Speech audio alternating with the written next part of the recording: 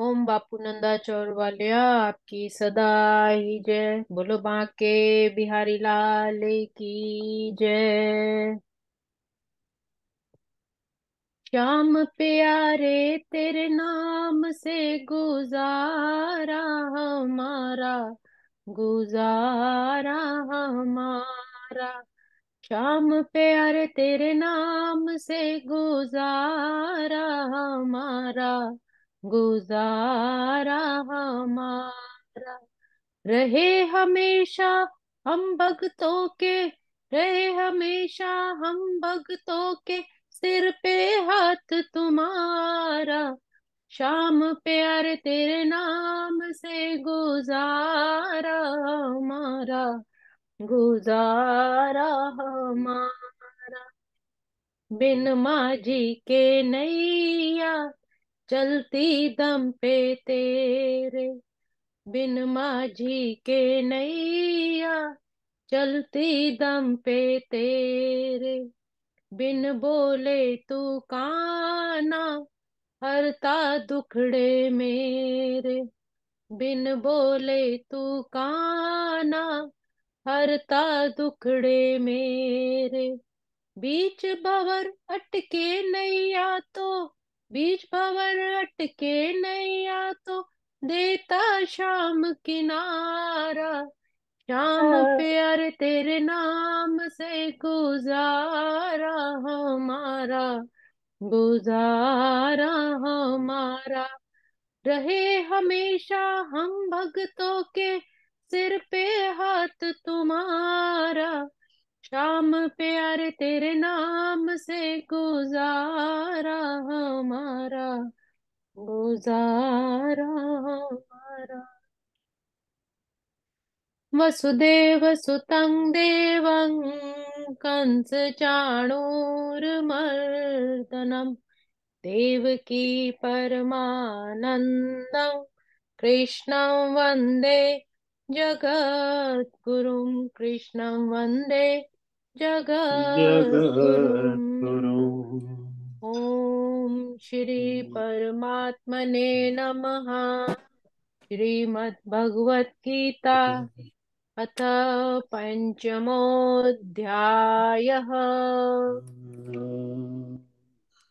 हाँ जी प्यारी हाँ साध जी। संगत जी, तो आज पांचवें अध्याय का हम श्रवण करने जा रहे हैं। हाँ जी। पहला श्लोक। इस अध्याय का नाम है कर्म संन्यास योग। तो क्या भगवान इसमें हमें शिक्षा दे रहे हैं, क्या बता रहे हैं, श्रवण करते हैं। अर्जुन उवाच संन्यासं कर्मणां कृष्ण पुनर्योगं च शंससि, यच्छ्रेय एतयोरेकं तन्मे ब्रूहि सुनिश्चितम्। पांचवें अध्याय का पहला श्लोक, जिसमें अर्जुन ने कहा, हे कृष्ण, पहले आप मुझसे कर्म त्यागने के लिए कहते हैं और फिर भक्ति पूर्वक कर्म करने का आदेश देते हैं। क्या आप अब कृपा करके निश्चित रूप से मुझे बताएं कि इन दोनों में से कौन सा अधिक लाभप्रद है। हे कृष्ण, एक तो आप सन्यास की, योग ज्ञान की प्रशंसा कर रहे हैं और दूसरी ओर आप कर्म योग को श्रेष्ठ बता रहे हैं। आपकी बात मेरे हृदय में संशय उत्पन्न कर रही है। अतः मेरे लिए जो भी मार्ग श्रेयस्कर हो उसे स्पष्ट रूप से कहें। भगवान अर्जुन का श्रेय ही उसका प्रेय बनाकर उसको विभिन्न प्रकार से समझा रहे हैं। मतलब इस श्लोक में अर्जुन कह रहा है कि एक तरफ आप ज्ञान की बात करते हैं कि अगर मैं युद्ध ना भी करूं, सन्यासी बन जाऊं और अगर मैं सन्यास में अपना कर दूं, अगर मुझे पृथ्वी का भी नहीं अगर भोग करना पड़े, राज्य भोग ना भी हो, तो स्वर्ग तो मुझे प्राप्ति हो ही जाएगी और पाप से भी नहीं होगा। तो मैं क्यों ना ज्ञान की ओर ही जाऊं। और एक तरफ आप कह रहे हैं कि कर्म करना है, दुष्टों का विनाश भी करना है, तो मैं सन्यास की ओर जाऊं या कर्म योग करूं, ये दोनों ही बातें मुझे संशय उत्पन्न कर रही हैं। तो जो मेरे लिए श्रेष्ठ हो वही बताएं आप। जैसे हमारे साथ भी हो जाता है, अगर हम किसी से रास्ता पूछें तो कोई बताएगा कि आप इधर से जाओ, लेफ्ट से जाओ, राइट से मुड़ो, सीधा जाओ। तो हम भी कह देते हैं कि भाई सीधा सीधा बताओ जो हम जल्दी पहुंच जाए। तो वैसी ही मनोस्थिति यहाँ पर अर्जुन की भी हो रही है। वो भी कह रहा है कि हे प्रभु, आप मुझे वो सीधा सीधा रास्ता बताइए जो मेरे लिए श्रेयस्कर हो। और भगवान क्या कहना चाहते हैं कि जो उसके लिए श्रेय है, जो उसके लिए उत्तम है, वो उसका प्रिय भी बन जाए। इसीलिए भगवान उसको अलग अलग ढंग से समझा रहे हैं, ज्ञान के द्वारा, कर्म के द्वारा। ज्ञानेश्वर महाराज जी यहाँ बहुत सुंदर व्याख्या करते हुए कहते हैं कि मैं मोह से छटपटा रहा हूँ, अतः आपसे विवेक पूछ रहा हूँ। मतलब वो कंफ्यूजन की स्थिति में है अर्जुन, और वो कह रहे कि विवेक के द्वारा आप मुझे बताइए, अपने आपसे विवेक से पूछ रहा हूँ। शरणागति आए हुए मनुष्य से आप भ्रांतिपूर्ण बातें क्यों कर रहे हैं? कि मैं तो एक पहले ही मोहग्रस्त हूँ, एक इतने बड़े धर्म संकट में हूँ, दुविधा में हूँ, और आप फिर मेरे मन में भ्रांतिपूर्ण बातें कर रहे हैं मेरे लिए। तो ऐसी भ्रांति से मुझे उबारिए, मेरे लिए जो श्रेयस्कर हो कृपया वह मुझे कहें। ज्ञान का आश्रय अर्जुन सन्यास से ले रहे हैं कि मैं अगर सन्यासी बन जाऊं तो वो भी मेरे लिए श्रेयस्कर है, मैं युद्ध क्यों करूं। उन्हें लगता है कि कर्म का त्याग ही ज्ञान प्राप्ति का साधन है। अर्जुन को यह लगता है कि अगर वो सन्यास ले लेंगे तो वो ज्यादा उत्तम है, कि ऐसा कर्म ना करना पड़े। तो कृष्ण उन्हें समझाते हैं कि जब निष्काम भाव से, अर्थात अनासक्त भाव से जब कर्म के द्वारा भी हम ज्ञान प्राप्ति कर सकते हैं, इसके द्वारा भी ज्ञान संभव है। संन्यास अर्थात सम्यक न्यास का वास्तविक अर्थ है समझ कर, अर्थात परख कर वस्तुओं का त्याग करना। कोई संन्यास केवल वो नहीं होता कि भगवा धारण कर लिया, माला ले ली, पहाड़ों पर चले गए, लेकिन आपके मन से वो लोभ, तृष्णा, ये सब चीजें गई नहीं, तो ऐसे सन्यास नहीं। भगवान ये कह रहे हैं कि सोच समझ कर, परख कर जो वस्तुओं का त्याग कर देता है वो भी सन्यास ही होता है। अर्जुन भगवान की शरणागति जाते हैं तथा सन्यास एवं कर्म योग में जो कुछ भी उनके लिए श्रेयस्कर है उसे भगवान से बताने का आग्रह कर रहे हैं। ज्ञान विचार प्रधान क्रिया है तथा कर्म क्रिया प्रधान। मतलब ज्ञान जो है विचारों का एक क्रिया है, और जो कर्म करना है उसमें हम जो कार्य करते हैं वो प्रधान है। कर्म मार्ग पर चलते हुए ज्ञान कैसे प्राप्त किया जा सकता है, कृष्ण यही अर्जुन को इस अध्याय में बता रहे हैं। दूसरा श्लोक। श्री भगवानुवाच संन्यासः कर्मयोगश्च निःश्रेयस्करावुभौ तयोस्तु कर्म संन्यासात् कर्मयोगो विशिष्यते। भगवान आगे क्या उसका उत्तर दे रहे हैं। श्री भगवान ने उत्तर दिया, मुक्ति के लिए तो कर्म का परित्याग तथा भक्तिमय कर्म अर्थात कर्म योग दोनों ही उत्तम है, किंतु इन दोनों में से कर्म के परित्याग से भक्ति युक्त कर्म श्रेष्ठ है। कि केवल भक्ति ही करते रहना और कर्म ना करना, ऐसा नहीं, कर्म के साथ साथ ही भक्ति करनी है। तो यही, क्योंकि सकाम कर्म अर्थात इंद्रिय तृप्ति में लगना ही भव बंधन का कारण है। अगर हम अपनी इच्छाओं की पूर्ति में ही सदा लगे रहेंगे तो यही हमें भव बंधन में बांधे रखता है, जिसके कारण शरीरों में देहांतरण करते हुए हम इसी में ही बंधे रहते हैं। विभिन्न प्रकार के शरीरों में हमारी आत्मा परिवर्तित होती रहती है और हम इस भव सागर में ही फंसे रहते हैं। कृष्ण अर्जुन को बताते हैं कि सन्यास तथा कर्म योग ये दोनों ही कल्याणकारी मार्ग है, कि सन्यास के द्वारा भी उस भगवत धाम की प्राप्ति हो सकती है, और कर्म के द्वारा भी कर्म और उस परमात्मा का सिमरन, इसी इससे भी कर्म योग, इन दोनों से ही कल्याणकारी, ये दोनों ही कल्याणकारी मार्ग है। दोनों ही निश्रेयस मतलब बिना किसी दुविधा के निश्रेयस है, किंतु कर्म संन्यास की उपेक्षा कर्म योग श्रेष्ठ है। भगवान अर्जुन को कर्म योग के माध्यम से आगे बढ़ाना चाहते हैं कि कर्म करते हुए उस भगवान का सिमरन करते हुए आगे बढ़ना है, क्योंकि वे अभी पूर्णतः ज्ञान मार्ग के अधिकारी नहीं बने हैं। अभी अर्जुन को पूरी तरह से ज्ञान वो प्राप्त नहीं हो पाया है। संन्यास योग तथा कर्म योग दोनों ही श्रेयस्कर हैं, किंतु कर्म योग अपेक्षाकृत अधिक उत्तम है। मनुष्य संसार रूपी कर्म भूमि में आया है। अंतिम श्वास तक उसे कर्म तो करना ही होगा। संन्यास धारण करने पर भी जीवन निर्वाह में के लिए कर्म करने ही होते हैं। अतः कृष्ण भी अर्जुन को युद्ध कर्म करने के लिए प्रेरित कर रहे हैं। कर्म योग भगवान यहाँ पर दो प्रकार के बताते हैं, अभ्युदय और निश्रेयस। अभ्युदय का अर्थ है भौतिक लौकिक उन्नति हेतु पद प्रसिद्धि प्राप्त करने के लिए जो कर्म किया जाता है, कि मेरे मेरे पास बहुत धन हो जाए, मेरी बहुत प्रॉपर्टी हो जाए, मेरा बहुत नाम हो जाए, दौलत शोहरत हो जाए, तो ये सब जो है ये अभ्युदय अभ्युदय है। और निश्रेयस कर्म कौन से होते हैं? जो आत्म कल्याण के लिए होते हैं, अपनी आध्यात्मिक उन्नति के लिए, आत्म शांति के लिए, परमात्मा प्राप्ति के लिए जो किए गए काम होते हैं उसको भगवान निश्रेयस कहते हैं। ये धर्म के दो पहिए हैं। कृष्ण अर्जुन को अभ्युदय का त्याग करके केवल निश्रेयस कर्म हेतु प्रेरित नहीं कर रहे कि तुम पद प्रसिद्धि के लिए लोक कल्याण के लिए काम ना करो और सिर्फ तुम आत्म शांति के लिए ही काम करो। भगवान ये नहीं कह रहे हैं। भगवान कह रहे हैं कि वे कर्म योग पर बल दें, जिससे अर्जुन का भौतिक उन्नति भी हो जाए और उसे आत्मा शांति भी प्राप्त हो। मतलब अपने कर्म को करते हुए निष्काम भाव से वो कर्म करे। कुछ मनुष्य अनैतिक कार्यों द्वारा भौतिक उन्नयन तो प्राप्त कर लेते हैं, परंतु उन्हें आत्म शांति की प्राप्ति संभव नहीं होती। मतलब काफी पैसा और सुख संपत्ति सब भौतिक चीजें तो वो अपने पास रख लेते हैं, लेकिन फिर भी उनको अंदर से संतुष्टि नहीं होती, वो आत्म बिल्कुल। शांति नहीं मिलती।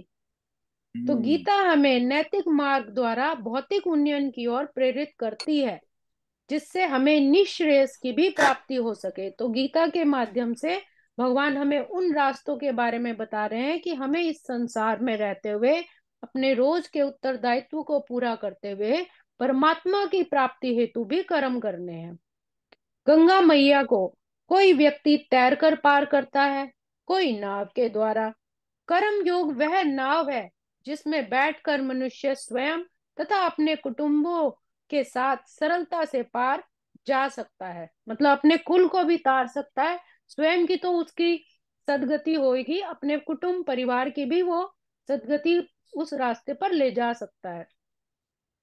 ज्ञानेश्वर महाराज के अनुसार जिस प्रकार कच्चे अनाज को पकाकर खाने पर ही शुद्ध तृप्ति होती है, उसी प्रकार ज्ञान प्राप्ति के लिए भी कर्म रूपी अनाज को पकाने की आवश्यकता पड़ती है।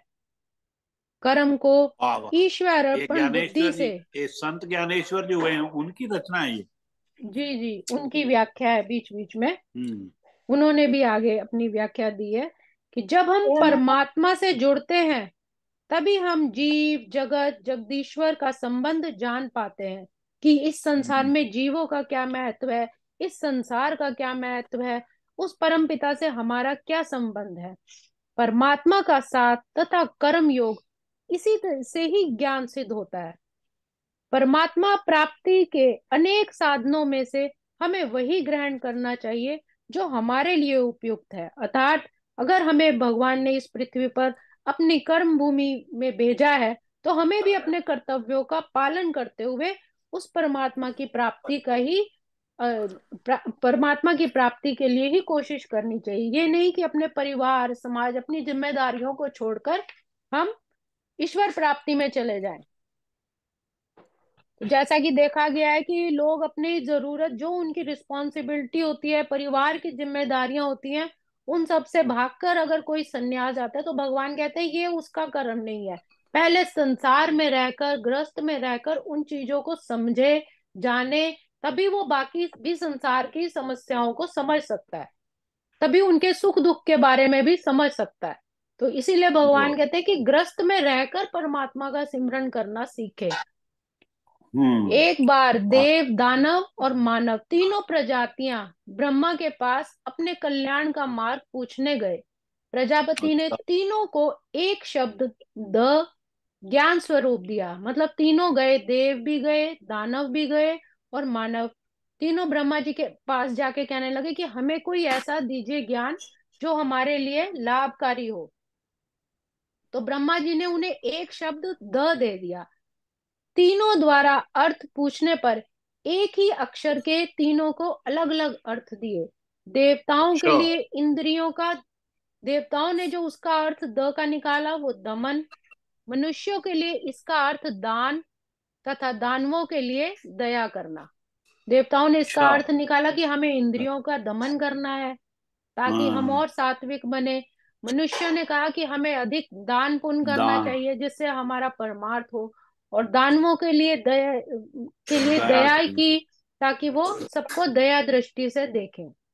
तो इस हाँ। प्रकार सबने अपनी स्थिति के अनुसार ज्ञान मार्ग ग्रहण कर किया और ऐसा करना ही मनुष्य के लिए हितकर होता है। तो जब कोई मुक्तिकामी व्यक्ति श्री भगवान से संबंधित वस्तुओं को भौतिक समझकर उनका परित्याग कर देते हैं, तभी उनका संन्यास अपूर्ण कहलाता है। संन्यास तभी पूर्ण माना जाता है जब यह ज्ञात हो जाए कि संसार की प्रत्येक वस्तु भगवान की है और कोई किसी भी वस्तु का स्वामित्व ग्रहण नहीं कर सकता। मतलब परमात्मा ने जो भी चीज दी है, जो भी रिश्तेदार है, माता पिता, गुरुजन, परिवार, खाने की वस्तुएं, रहने ओढ़ने की, हर वस्तु उस परमात्मा की दी हुई है। मेरी खुद की कोई चीज नहीं है। मैं, मेरा उस पर स्वामित्व ग्रहण नहीं कर सकता। वस्तुतः मनुष्य को यह समझने का प्रयत्न करना चाहिए कि उसका अपना कुछ भी नहीं है, कुछ भी नहीं, ये सब कुछ उस परमात्मा का ही दिया हुआ है। तो फिर सन्यास का प्रश्न ही कहाँ उठता है। जो व्यक्ति यह समझता है कि सारी संपत्ति उस परम पिता परमेश्वर की है, वह नित्य ही सन्यासी है। जिसके मन में यह भाव आ गया कि मेरा अपना कुछ भी नहीं है, जो कुछ है उस परम पिता का दिया हुआ है, तो वो नित्य सन्यासी है। केवल भगवा धारण करने से कोई सन्यासी नहीं होता, उसमें वो त्याग वाली भावना भी होनी चाहिए। प्रत्येक वस्तु उस परम पिता परमेश्वर की है, कृष्ण की है, अतः उसका उपयोग कृष्ण के लिए ही किया जाना चाहिए। इस प्रकार का पूर्ण कार्य करना मायावादी सन्यासी के कृत्रिम वैराग्य से कहीं उत्तम है। मतलब ऐसा झूठा सन्यासी नहीं होना चाहिए। जब उसमें असलियत में त्याग की भावना आ जाती है, तभी वो एक सच्चा सन्यासी कहलाता है। आज हमने श्लोक 1 और 2 श्रवण किए। आज के श्लोकों को हम यही विराम देंगे। ओम श्री कृष्णार्पणमस्तु। हरे नमः। हरे हरे नमः। नमः। हरे नमः। स्वार्थ के संसार ने कितना मुझे सताया। स्वार्थ के संसार ने कितना मुझे सताया। शरण तुम्हारी जो पड़ा, तूने गले लगाया। शरण तुम्हारी जो पड़ा, तूने गले लगाया। उतर गया प्यासे जीवन में, उतर गया प्यासे जीवन में, बन के जल की धारा। शाम प्यारे तेरे नाम से गुजारा हमारा, गुजारा हमारा। रहे हमेशा हम भक्तों के सिर पे हाथ तुम्हारा। शाम प्यारे तेरे नाम से गुजारा हमारा, गुजारा हमारा। बोलो बाके बिहारी लाल की जय। मेरे सतगुरु महाराज की जय। ठीक है। हाँ जी, वाह। बहुत संगीता बहुत गुरु ज्ञानानंद जी की किताब कितों मिल रही है, व्याख्या की हुई है। आंटी है मैं कड्डी है कंप्यूटर विचों ना पीडीएफ कड्डी है किताब विच नहीं हैगा। ਉਹਨਾਂ ਦੀ ਛਪੀ ਮੈਂ ਹੋਈ ਉਹ ਜਿਹੜੀ ਉਹਨਾਂ ਨੇ, ਹਾਂ, ਛੋਟੀ ਛੋਟੀ ਬੁੱਕਸ ਬੜੀਆਂ ਹੈਗੀਆਂ। ਤੁਸੀਂ ਜਿਹੜੀ ਚਾਹੀਦੀ ਮੈਨੂੰ ਦੱਸਣਾ, ਮੈਂ ਇੱਥੋਂ ਹੀ ਕਿਸੇ ਨੂੰ ਕਰ ਦਿਆਂਗਾ ਫੋਨ। ਮਾਸੀ ਗਿਆਨਾ ਨਾਲ ਜੀ ਸੇਵਕਾਂ ਨੂੰ, ਤੇ ਉਹ ਜੋ ਚਾਹੀਦਾ ਤੁਸੀਂ ਮੈਨੂੰ ਦੱਸ ਦਿਓ ਕਿ ਕਿਹੜੇ ਸਾਰ। ਹਾਂਜੀ। ਇਹਨੇ ਵਿਆਖਿਆ ਬੜੀ ਸੋਹਣੀ ਕੀਤੀ ਹੋਈ ਹੈ ਗੀਤਾ ਦੇ ਸ਼ਲੋਕਾਂ ਦੀ। ਹਾਂ, ਤੇ ਕਵਿਤਾ ਉਹਨੇ ਕਵਿਤਾ ਨਾਲ ਕੀਤੀ ਉਹਨਾਂ ਨੇ, ਪਹਿਲੇ ਕਵਿਤਾ ਦੇ ਤੋਂ ਰੂਪ ਦੇ ਨਾ ਸਾਰੇ ਨੇ, ਹਰ ਇੱਕ ਅਧਿਆਏ ਦਾ ਉਹਨਾਂ ਨੇ ਆਪਣੇ ਆਪ ਕੀਤੀ ਮਹਾਰਾਜ ਜੀ ਨੇ। ਕਵਿਤਾ ਦੇ ਰੂਪ ਦੇ ਬੜੀ ਸੁੰਦਰ। ਅੱਛਾ, ਉਹ ਮੈਂ ਪਤਾ ਨਹੀਂ ਲੈਣਾ।